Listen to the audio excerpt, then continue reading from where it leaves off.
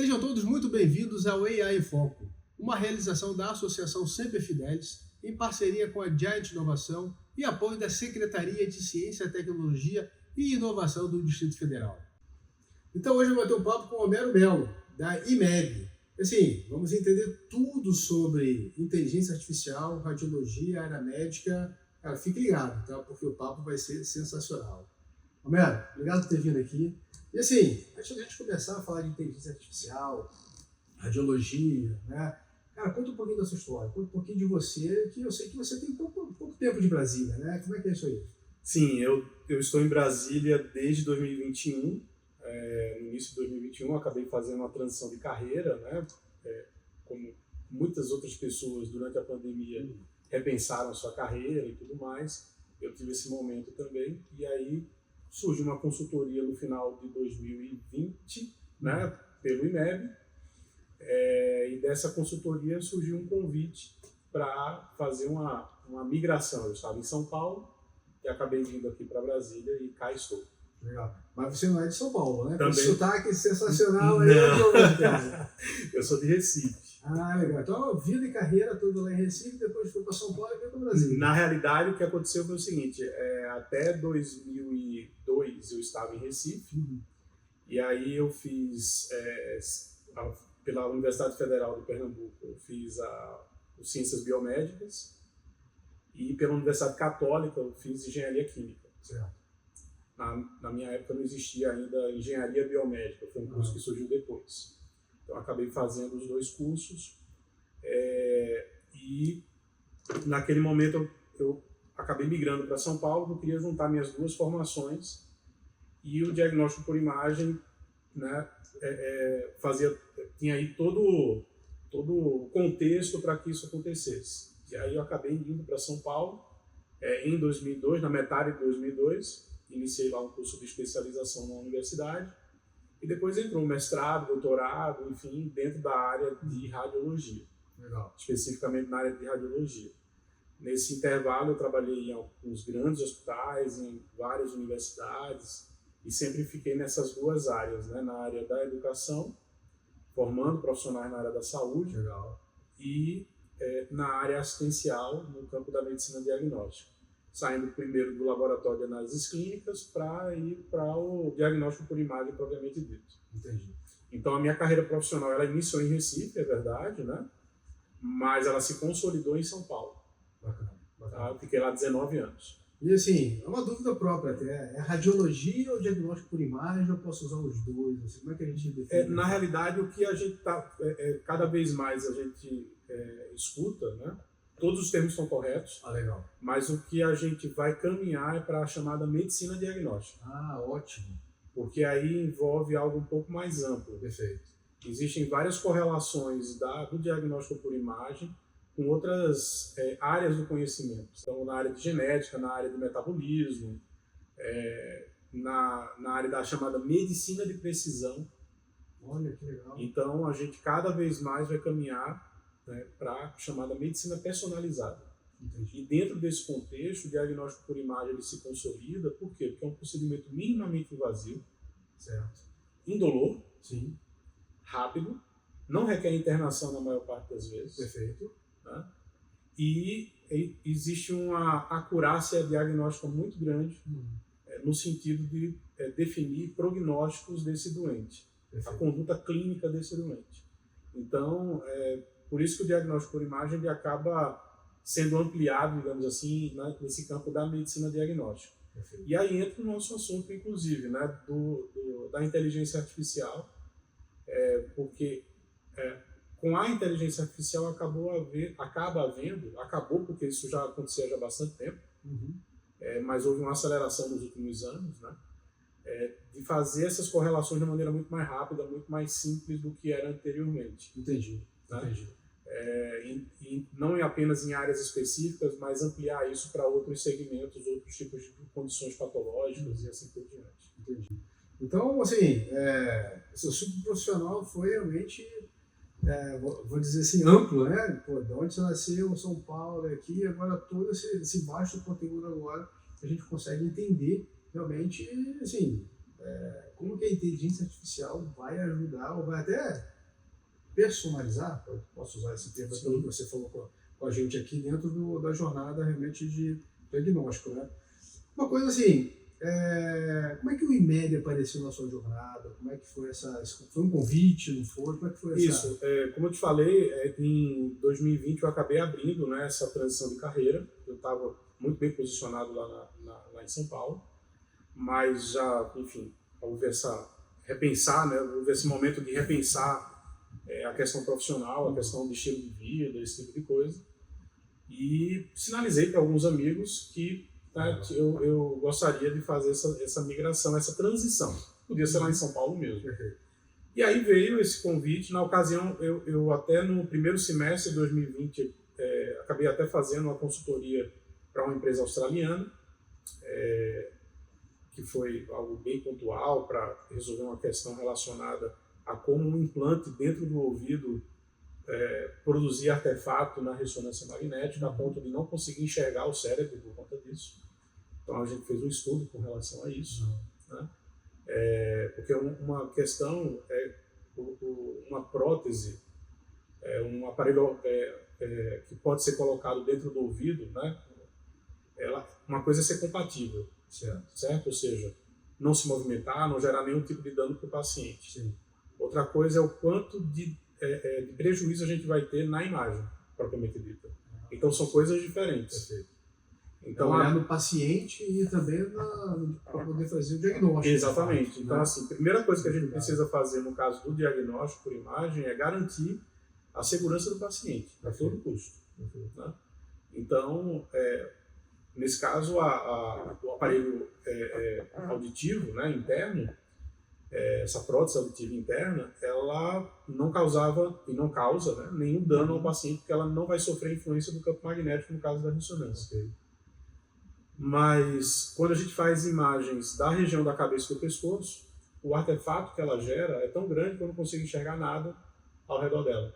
Entendi. E aí, se tiver alguma condição patológica nesse local, a gente não consegue enxergar, então o exame não é compatível. Então, fiz uma consultoria nesse sentido lá para essa empresa. E aí, no segundo semestre, veio nessa questão pelo seguinte: o IMEB, na verdade, é um grupo empresarial, que tem várias empresas dentro desse grupo. Tem a clínica, que a maioria das pessoas conhece. Perfeito. 8 unidades aqui no Distrito Federal, né? Enfim, completou ano passado 35 anos de existência. Né? A gente tem dentro da clínica um serviço dedicado à imagem da mulher, que a gente chama de IMEB Mulher. Legal. Nós temos o IMEB Solar, que são 2 usinas fotovoltaicas aqui no Distrito Federal, que faz com que a gente economize 80% do nosso consumo de energia elétrica. Muito né? bom. E acaba, de uma certa maneira, contribuindo aí para a segurança, né, da nossa operação. Sim, né? sim. E nós temos o braço educacional, que é o Instituto de Educação Superior do IMEB, que é o IMEB-IES. Bacana. E aí eu tenho essa dupla função, né? Eu gerencio a área técnica, ou seja, eu gerencio toda a operação, todos os profissionais da equipe multiprofissional, né, que executam os exames, farmacêuticos, biomédicos, tecnólogos, enfermeiros, físicos. De todas as unidades. De todas as unidades. Todos estão no meu guarda-chuva, né, em termos de gestão. Né? E tem uma outra função como diretor acadêmico da instituição de ensino. Então é um desafio muito grande, mas ao mesmo tempo a gente tem a parte... Consigo visualizar esse desafio, cara. Eu vou te dizer uma coisa. E aí o que ocorre? A gente tem vários momentos que essas ações elas se sobrepõem, né? Porque a educação continuada Perfeito. é uma das saídas aí, né, que a gente precisa garantir, não apenas para trazer essa segurança, trazer essa qualidade na nossa operação, mas também fazer com que os profissionais estejam preparados para as tecnologias que estão chegando. Sem dúvida. E esse foi, inclusive, o motivo de, no último sábado de maio, dia 25, nós fizemos o Simpósio de Tecnologia em Saúde de Brasília, o CITESB, na sua 3ª edição, em que a gente tratou exatamente sobre o impacto da inteligência artificial no diagnóstico por imagem. Sim. E trazendo muito essa experiência prática, né, do que está acontecendo hoje. Sem fazer muito exercício de futurologia, mas uma questão já do que ocorre nesse exato momento nos mais variados métodos de imagem. Então deixa eu pegar esse gancho aí, cara. Por favor, passe para a gente alguns exemplos aí que tem nessa jornada aí. O que você já viu que aconteceu, como que a inteligência artificial foi usada, ajudou a dar um resultado que, se não fosse por ela, não teria chegado nele. A primeira coisa que a gente precisa dizer é o seguinte: a inteligência artificial ela não é uma coisa nova, inclusive no diagnóstico por imagem. Certo. Quando eu comecei, lá nos anos 2000, já tinha. Certo. Vou te dar um exemplo. Já existia, lá nos anos 2000, uma inteligência artificial capaz de identificar microcalcificações em mamografia. E ela era usada, né, justamente para fazer um mapeamento geral e dar direcionamentos para médicos radiologistas dedicados à imagem da mama. Certo. Então, de lá para cá, isso só foi crescendo, só foi aumentando. Então, por exemplo, um paciente hoje que faz um exame de tomografia, ele faz com uma dose de radiação muito menor do que fazia há 40, 50 anos atrás. Entendi. E um dos motivos, tem vários, tá? Inclusive a questão de ciência dos materiais, a parte tecnológica propriamente dita e tudo mais. Tirando toda essa parte, que também evoluiu, continua sendo muito importante, evoluiu e tudo mais. Você tem também a parte da inteligência artificial ajudando a diminuir a dose de radiação para esses doentes, né? Então, por exemplo, um paciente que ele tem uma doença crônica, vamos supor, tem esteatose hepática, tem gordura no fígado. Tá? Ele pode fazer esse monitoramento via ultrassonografia, por exemplo. Sim. E aí vai ser legal porque você consegue fazer, inclusive, exames específicos para ver o nível, né, dessa gordura no fígado e tudo mais. Mas você pode complementar também, por exemplo, com a tomografia. Tá? Especialmente, vamos supor, num local que não tem uma ressonância magnética. Sim. É muito mais disponível uma tomografia do que uma ressonância. Certo? O que é que a gente faz? Pode utilizar protocolos com menor dose de radiação, pode e vai utilizar protocolos de menor dose de radiação, para que esse paciente possa repetir esse exame mais de uma vez por ano. Porque senão a dose de radiação acumulada, ela começa a ser prejudicial para o paciente. Entendi. Então, uma das nossas preocupações, não apenas do IMEB, mas de toda a cadeia, né, do ecossistema de diagnóstico por imagem, é manter os equipamentos devidamente calibrados. Existem resoluções da vigilância sanitária que determinam isso. Certo. Então, calibração dos equipamentos, a instalação adequada, manutenções em dia, tudo isso direitinho. Né? E, por outro lado, a gente tem ajustes de protocolos para adquirir essas imagens, para que a gente utilize a menor dose de radiação possível. Sim. Certo? Quando a gente faz um escaneamento do corpo inteiro do paciente, esse escaneamento do corpo inteiro, ele precisa ser feito com baixa dose. E como é que a gente compensa essa dose mais baixa? A gente pode aplicar algoritmos que reconstroem essas imagens de sorte que vai compensar essa perda de qualidade que poderíamos ter, né, com base nesse tipo de inteligência artificial. Ou seja, esse tipo de evento, ele não é um evento necessariamente novo. Né? Ele foi numa evolução. O que aconteceu foi que, por conta da pandemia, houve uma aceleração desse processo. Perfeito. Especialmente pelo fato de que a tomografia, num dado momento da pandemia, ela foi um exame crucial para definir se o paciente era entubado ou não, se recebia alta ou não, qual o tipo de terapia que ia ser feita ali naquele doente, né? Porque o resultado tomográfico saía mais cedo do que o resultado laboratorial. Certo. Né? No começo da pandemia demorou 7 dias até exatamente. O exame que a gente fazia. Enquanto que na tomografia era instantâneo. Perfeito. Só que aí o volume de tomografias era enorme. Não tinha gente no mundo todo para poder, enfim, não apenas executar o exame, mas também de laudar esses exames. Certo.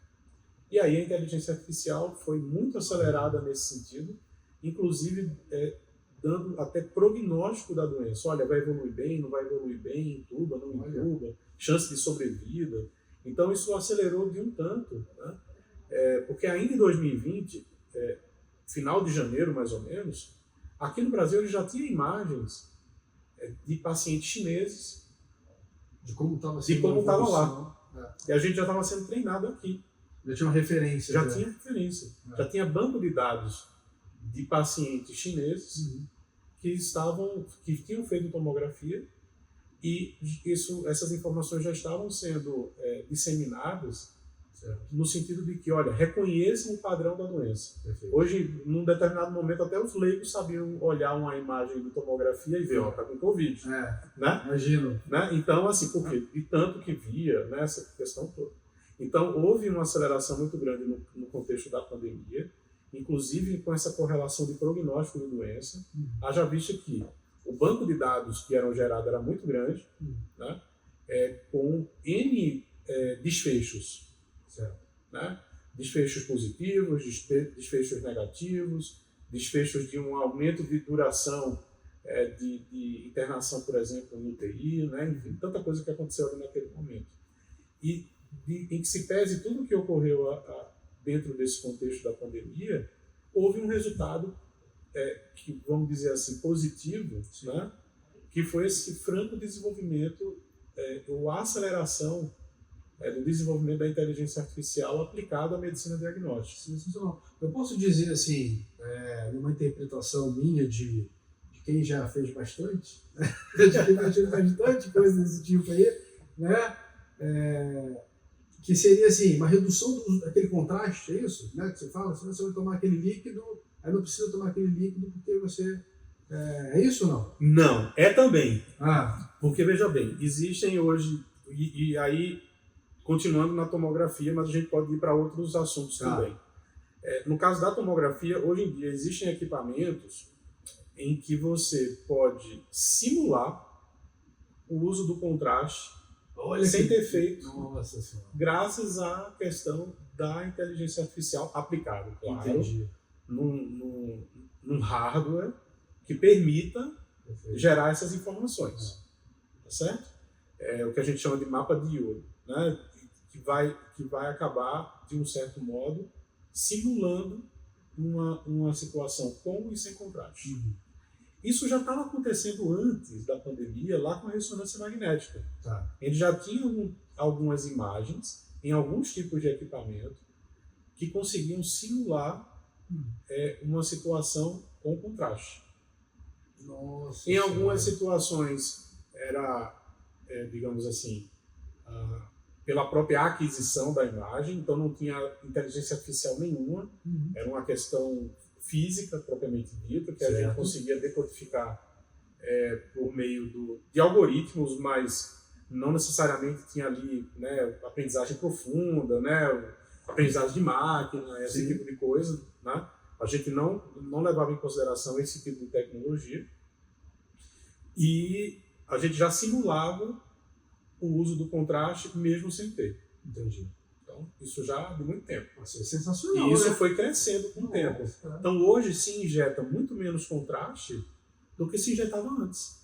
Entendi. Isso também é fundamental. Então, por exemplo, vamos supor, eu tenho um contexto de um paciente...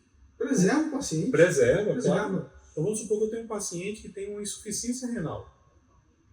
Que o contraste... mesmo que seja uma insuficiência moderada, vamos supor, né? É uma contraindicação relativa. A gente sempre vai pesar aí o risco-benefício. Perfeito. Né? Desse contexto. Né? Então, assim, existe uma possibilidade de nós aplicarmos técnicas e tecnologias específicas que vão permitir simular como se tivéssemos com meio de contraste. E vai resolver uma parte dos problemas. Perfeito. Não vai dar para resolver tudo, obviamente. Sim. Mas para uma rotina, uma situação assim, a gente consegue resolver, entendeu? Porque está evoluindo para mesmo situações mais complexas, como, por exemplo, um tromboembolismo pulmonar, você não necessariamente injeta contraste. De repente pode ser o fim do contraste até, se for uma evolução daqui a mais alguns anos, né? Pode acontecer, até porque, especialmente depois de 2022, a gente teve uma crise muito grande de meios de contraste no mundo todo. Um pouquinho por conta da Covid, né? E outra por uma questão de distribuição e logística no mundo todo. Até foi noticiado, enfim, mas é algo bem específico, mas a gente teve inclusive óbitos de pacientes que deixaram de fazer determinados procedimentos cirúrgicos porque não tinha contraste. O contraste é muito importante nesses casos. Por exemplo, numa situação em que o paciente precisa fazer um stent, um cateterismo, alguma coisa assim, precisa de um meio de contraste para o cirurgião ver na hora como é que está acontecendo, porque não dá para transportar. Um equipamento de ressonância magnética tem 4 toneladas, 5 toneladas. Como é que faz? Não faz. Né? Então, é preciso que ali no leito cirúrgico tenha esse momento do contraste. E aí, a gente teve, né, esse momento de escassez de meios de contraste em 2022. Alguns serviços deixaram de executar, né, os exames com contraste. E nós acabamos por fazer aí uma série de ações internas dentro do INMEB, e em nenhum momento a gente teve problemas em realizar exames com contraste dos nossos pacientes. Por quê? Uma parte foi porque a gente começou a usar determinadas ferramentas com inteligência artificial, que nos ajudou, especialmente no campo da tomografia, a reduzir o volume de contraste que nós aplicamos nos nossos pacientes. E isso é muito bom. Então, assim, o paciente com insuficiência renal, o paciente oncológico, né? Então, esses pacientes que têm um nível de fragilidade maior, eles podem e devem fazer menos uso de contraste do que um paciente que, enfim, faz um exame de rotina, vamos supor, né? Que ele chama de rígido, né? Então, clinicamente está bem, mas precisa fazer um exame de um determinado segmento do corpo, porque ali tem algum probleminha, né? Quer ser estudado com mais profundidade, enfim. Então, a ideia é que a gente, não apenas nesses pacientes, né, mas naqueles que a gente puder fazer, injetar menos contraste. E uma das saídas é o uso de inteligência artificial. O que eu estou vendo é que a inteligência artificial, então, para o cenário de radiologia, um exemplo muito claro é o cuidado maior com o paciente, a preservação maior do paciente, da saúde do paciente, e evitar o uso de algumas coisas que podem ser danosas até. Exatamente, né? Sim. Como o contraste que a gente falou, e tem algum outro cenário que o senhor vê aí, que o senhor conseguiria passar para a gente? Olha, eu podia passar aqui a tarde toda a gente conversando sobre isso, porque, porque o que acontece? Desde a minha chegada, coincidiu, né? Mas, enfim, a gente tem acelerado muito nesse contexto de aplicação de inteligência artificial. Então, por exemplo, hoje nós temos dentro do nosso serviço equipamentos de ressonância magnética que um exame que durava antes 30 minutos dura 8, 7. Muito bom. Né? Então, para quem já fez ressonância magnética, sabe o desconforto que é ficar dentro daquele equipamento, escutando aquele barulho. Exatamente. Né? Não pode mexer. Quem tem claustrofobia, por enquanto, né? Claustrofobia, né? Que é muito ruim, né? Então, existe uma maior tolerância do paciente ao exame, porque a gente conseguiu acelerar esses exames com inteligência artificial. Muito bom. E o que é que essa inteligência artificial faz? Ela tira o ruído da imagem. Então, se a gente tira uma foto, qualquer ela que seja, a gente vai ver, se não for em condições perfeitas, ela vai ter um ruídozinho de fundo. A mesma coisa acontece com a imagem da radiologia. Certo. O que é que essa inteligência artificial faz? Tira esse ruído. Ele não é que seja um filtro, porque antes da imagem se formar, esse ruído já é tirado. Entendeu? Muito bom. Garantindo, então, que os dados que estão ali são dados confiáveis. Sim. Que isso é um ponto também super importante. Porque nem toda inteligência artificial ela consegue ser aplicada diretamente. A gente teve algumas experiências em que não ficou tão legal e a gente teve que mudar de rumo, digamos assim, mudar a trajetória de um determinado projeto internamente. A gente tem uma inteligência artificial para PET-CT, que é um exame de imagem molecular. A mesma máquina faz um exame de medicina nuclear e faz um exame de tomografia. Sim. Certo? Esse exame demora normalmente uns 30 minutos. Com a inteligência artificial a gente conseguiu colocar para 20. Muito bom. Olha, não é nada, 10 minutos. 10 minutos faz diferença. Mas um paciente novo, oncológico, em tratamento, que está ali muitas vezes com dor e tudo mais, é a diferença de fazer um exame bem feito e de ter dificuldades nesse sentido. E a gente está tendo aí um resultado muito positivo em todo esse contexto. Sem dúvida. Bom, assim, se você está acompanhando aqui o que o Honório está conversando com a gente, eu estou vendo uma evolução enorme. E eu vou te dizer, eu já acho que fazer ressonância é uma boa ideia. Opa, boa. Porque aquele tubo lá não me agrada. Se ao final dessa entrevista eu te convencer que fazer ressonância está indo bem lá com a gente... Agora eu vou lá no IMEB. Né? Vou voltar ao IMEB para fazer isso aí, só para fazer. Agora eu já sei que demora 8 minutos. Isso mesmo. Assim, claro, a maioria dos exames, especialmente nas articulações, 8 minutos a gente consegue fazer. Exames que envolvem, inclusive, o uso do contraste, que antes demoravam 40 minutos, 1 hora, hoje a gente consegue fazer em 20. Agora, assim, agora você faz o exame, você não sofre mais, né? Exato, assim, É isso? a gente tira toda a questão do desconforto. Perfeito. E coloca num outro patamar, né? E aí tem um lado super positivo nessa história, que é o seguinte: dá mais tempo, inclusive, para nós, como profissionais de saúde, de atender o paciente nas suas necessidades. Muito bom. Então, por exemplo, paciente claustrofóbico, como você pontuou, aí paciente obeso. Então a gente precisa ter um aumento do diâmetro do equipamento para atender esse paciente. Então tem o claustrofóbico e o obeso que se beneficiam da mesma tecnologia. Sem dúvida, olha. Entendeu? Porque o mesmo equipamento que é mais aberto, e para o claustrofóbico é melhor, para o obeso significa que ele cabe dentro do equipamento. Sem dúvida. Cabe com conforto. Isso é importante. Né? Outra situação que a inteligência artificial melhorou bastante, pacientes com próteses metálicas. Então a gente estava falando da prótese metálica do ouvido, né? Que não funcionava, gera bastante artefato, e aí não tem muito o que fazer, porque é o material com que ela é feita. Né? Mas, por exemplo, uma prótese metálica ortopédica, um parafuso, que antes poderia ser um problema dentro da ressonância, com inteligência artificial deixa de ser.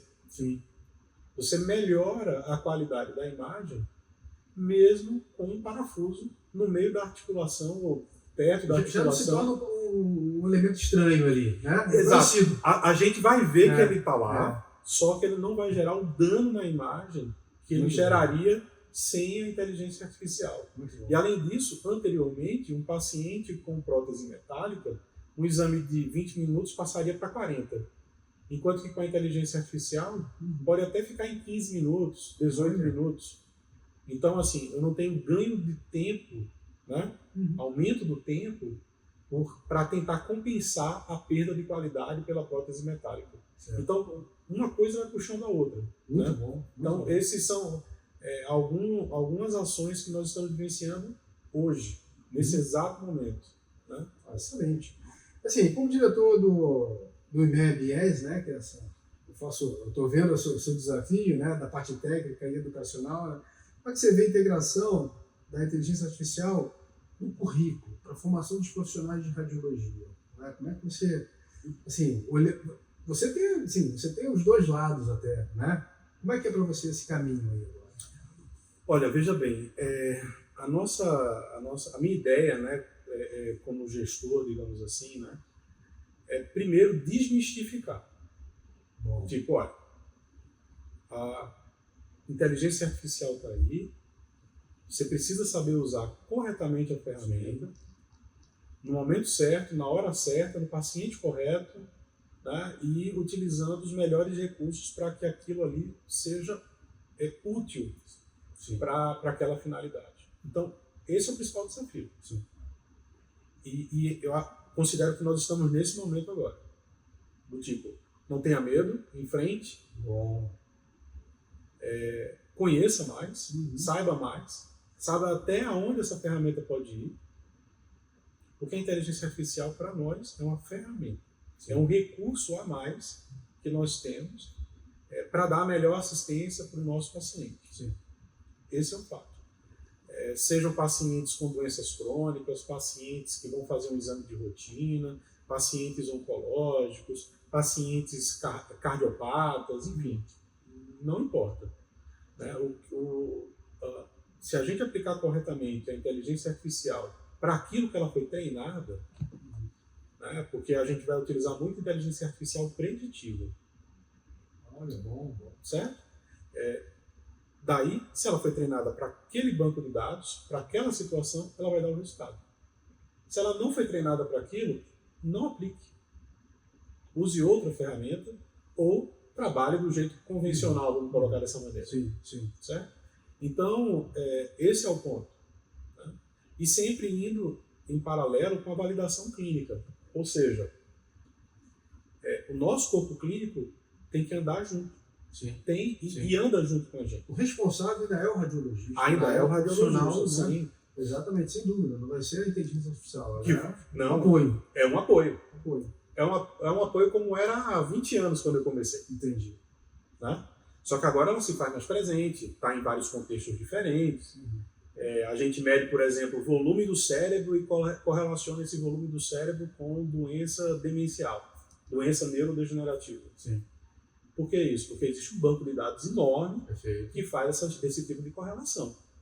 E que pode dar até o que você falou, né? O prognóstico até é um caminho. Né? Exatamente. Ou ainda, olha, o paciente já tem diagnóstico, começou um tratamento, e a gente vai acompanhar esse tratamento. Sim. Esse tratamento está surtindo o efeito desejado ou não, precisa fazer algum tipo de modificação. E a gente consegue dar esse tipo de saída, né? Esse tipo de resultado. E assim, agora, para a gente ir para o final do nosso papo aqui, né, gente, se você não tinha uma visão clara do que a inteligência artificial ia fazer na medicina, na área da saúde, né, agora a gente está tendo uma visão assim, eu vou te dizer, desmistificando muita coisa. Que bom. Né? Se você tinha medo de fazer ressonância, cara, vem fazer com a gente não que tá tudo né? certo. Exatamente, né? Vai lá no INEP que vai estar muito melhor, né?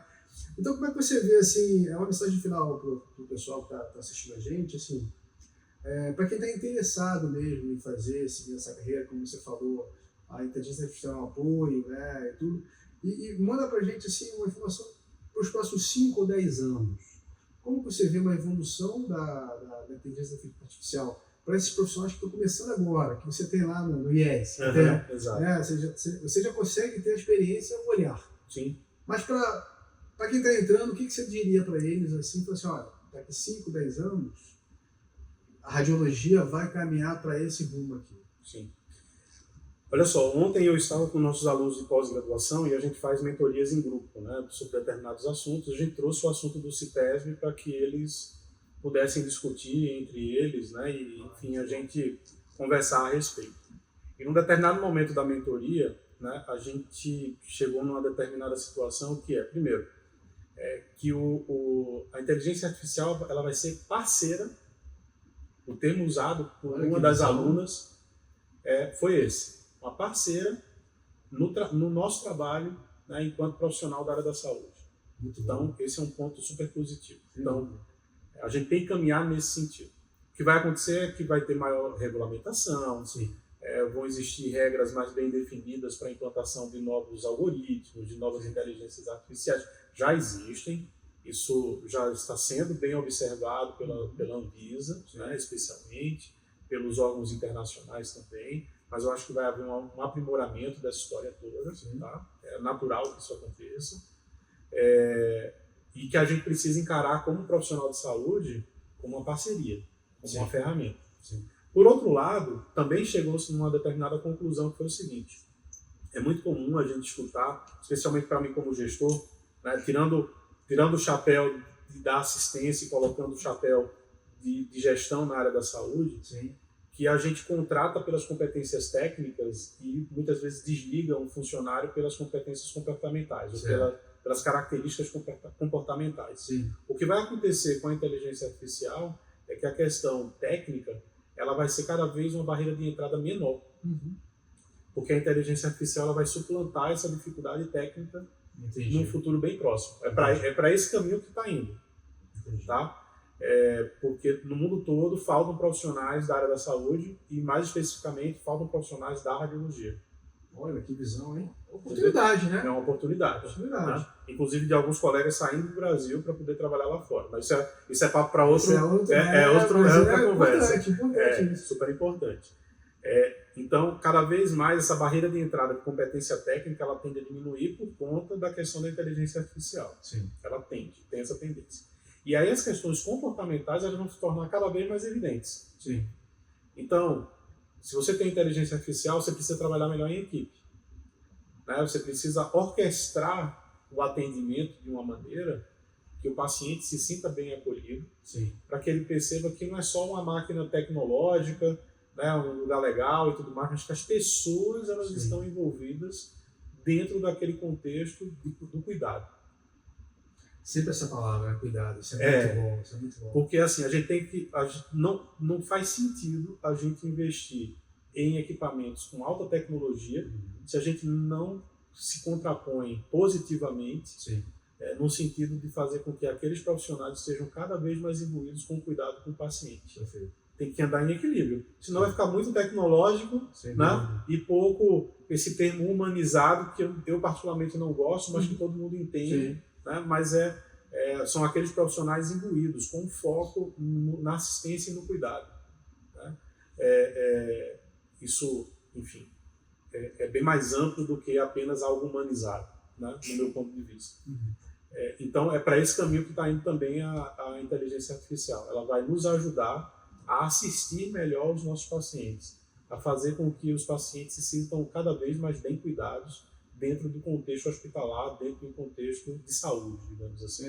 É importante o profissional já estar antenado e buscar, né, aprender sobre inteligência artificial, que isso aí vai ser realmente uma realidade cada vez mais então, na carreira. Né? Sim, é uma hard skill, né, uma habilidade técnica que vai precisar ser desenvolvida. Hoje as instituições de ensino, no geral, elas não apontam para esse lado. O nosso instituto ele acaba sendo algo dedicado, um instituto dedicado a formar profissionais na área da saúde, no diagnóstico, na medicina diagnóstica, no diagnóstico por imagem, na tecnologia aplicada à saúde. Então a gente tem um contexto muito particular, né? Com físicos, engenheiros, profissionais da saúde, todo mundo ali junto e imbuído para que, no final das contas, a gente tenha um profissional bem formado. Né?